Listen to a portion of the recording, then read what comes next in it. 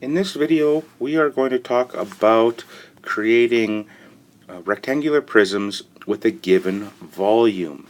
So if you are given the volume, can you create the rectangular prism? That's what we're going to learn. So we start with our, yep, you guessed it, table.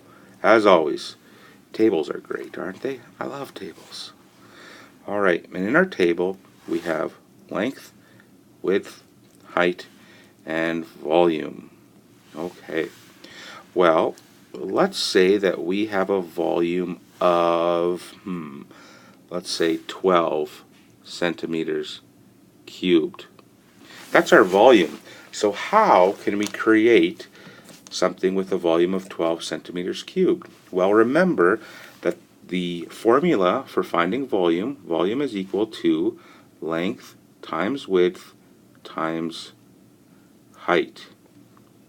So length times width times height has to equal our volume of 12. So the easiest one to do is 12 times 1 times 1. That's always the really easy one to do. Anything times 1 is always itself. So 12 times 1 is 12 times 1 is 12. There we go. Let's create another one. Let's create it a little bit harder. What else? How else can you get 12? Well, I know that 6 times 2 is 12, so maybe I have a length of 6 and a width of 2 and a height of 1. 6 times 2 is 12 times 1 is 12. Excellent. Is there another way to find 12?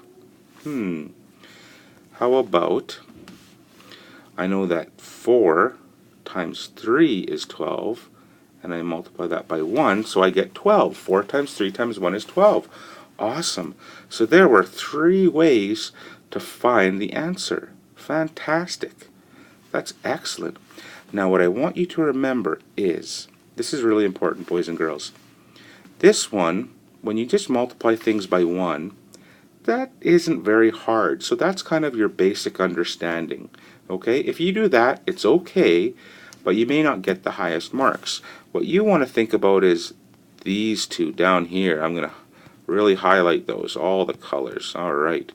Really try for these. This shows that you understand when you can use numbers other than just ones. Now I know that we used a 1 here and a 1 here, and that's okay to have one 1, but we don't want to have too many of them in our answer, because then it shows that we're really understanding. Let's do another example. I want to find a rectangle, build a rectangle with a volume of, let's say, 18 centimeters cubed. So first step, build your table. Alright, and we have length, width, height, and volume. Excellent.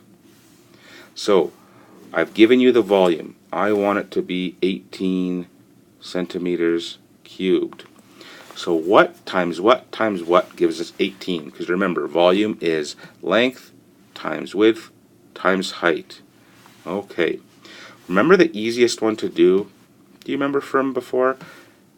18 times 1 times 1. That's the easiest one to do. Okay? And that's okay to do that one, because sometimes it's tough to think of others.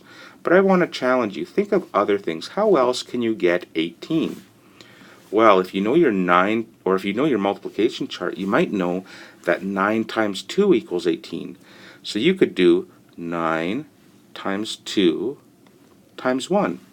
That will give you 18 centimeters cubed. Excellent.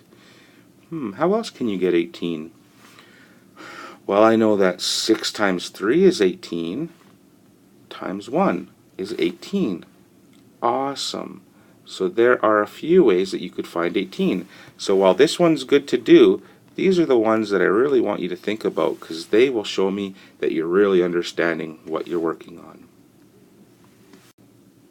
Alright, this next one's really, really important. Alright, let's say that you're looking for something with a volume of 12 centimeters cubed. Alright, and we're going to create that. So here's my table, and I'm going to work to make it neat. Oh, that wasn't very neat. That's okay. Okay, here we go. So I am going to just fill this in. Remember that we have length, width, height, gives us our volume.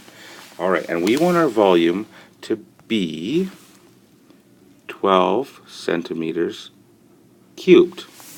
Alright, so if you look at this diagram that I have on the right hand side, this one right here, oh, that was weird, this one, oh, cut it out of here, this one right here, okay, well, what you'll see is it has a length of, what? 6. It has a length of 6, awesome, and it has a width of 1, it's 1 wide, and how many layers are there? Yep, there are 2 layers. So if I look at my work, 6 times 1 times 2 gives me 12. Excellent. So I found it. Good. Now I know what you might be thinking. You might be thinking, hey, Mr. Siemens, what about 2 for the length and 1 for the width and 6 for the height? That also gives you 12 centimeters cubed. And you're right, it does, but there's something really interesting to know here, okay? This is very important, boys and girls. If you notice, in the first example, I have a 6, 1, and a 2. And in the second example, I have a 6, a 1, and a 2, just in a different order. But I still have the same 3 numbers.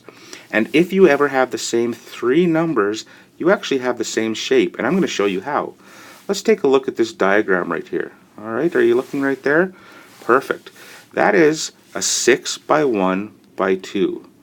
It's 6 long, it's 1 wide, and it's 2 high. Now, watch what happens when I turn it. Okay, I'm actually not going to change the way it looks at all.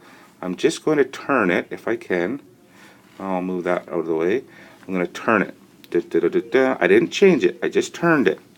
Now, look at what it is.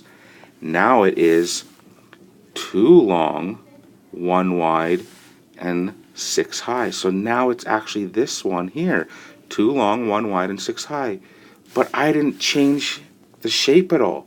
It's the exact same shape, it's just turned. So keep that in mind. If you ever have a shape that's like 3 by 4 by 2, then you can't create another one that's 4 by 2 by 3.